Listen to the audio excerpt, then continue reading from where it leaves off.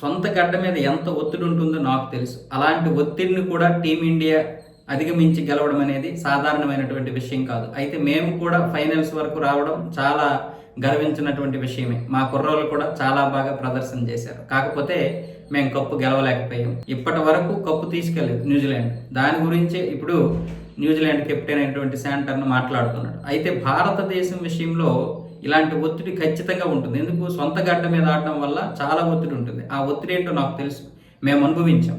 పైగా టీమిండియాలో ప్రతి ఒక్కరూ కూడా అద్భుతమైనటువంటి ప్రదర్శన చేశారు. అలాంటి ప్రదర్శన కేవలం టీమిండియాలో మాత్రమే జరుగుతుంది అన్న విధంగా అయితే శాంటర్న్ మాట్లాడాడు.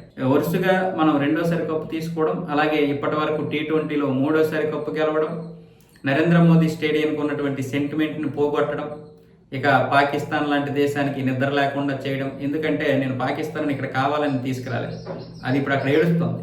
అసలు దానికి సంబంధమే లేదు, అది అక్కడే వెళ్ళిపోయింది, సూపర్ 8లోనే వెళ్ళిపోయింది కదా. ఇప్పుడు భారత్ మీద పడి ఏడుస్తుంది. గెలిచినా ఏడుస్తుంది, ఓడినా ఏడుస్తుంది. అందుకే అంటున్నాను వాళ్ళకి నిద్ర ఉండదు అని. అలాగే న్యూజిలాండ్కి కప్పు రావాలని కూడా భారతీయులు కోరుకున్నారు. భారత్ ఓడిపోయినా బాధపడేది ఎక్కువగా లేదు. చాలామంది అయితే న్యూజిలాండ్ ఒక్కసారైనా కప్పు తీసుకెళ్తే బాగుండేది, అది కూడా మన దేశం వచ్చారు కదా అతిథులుగా, అలాంటి మనస్తత్వంతో ఉన్నటువంటి వారు మన వాళ్ళు. పైగా నిన్న జరిగినటువంటి మ్యాచ్లో వార్ వన్ సైడ్ అయిపోయింది. ఎక్కడికక్కడ న్యూజిలాండ్ చతికిలు పడిందని చెప్పొచ్చు మనం.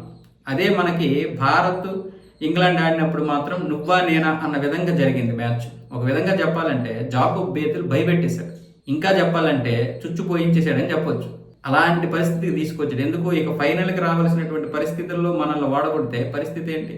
టీమిండియాని చాలా విమర్శిస్తారు అభిమానులందరూ. అందుకే ఆ టెన్షన్ భరించలేకపోయాము మొన్న.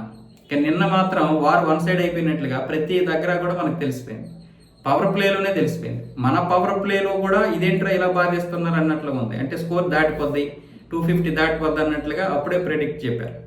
అలాగే ఆ తర్వాత మనం బౌలింగ్ వేసినప్పుడు కూడా పవర్ ప్లేలో అర్థమైపోయింది. అప్పటికే మనం వాళ్ళని బాగా కట్టడి చేసాం.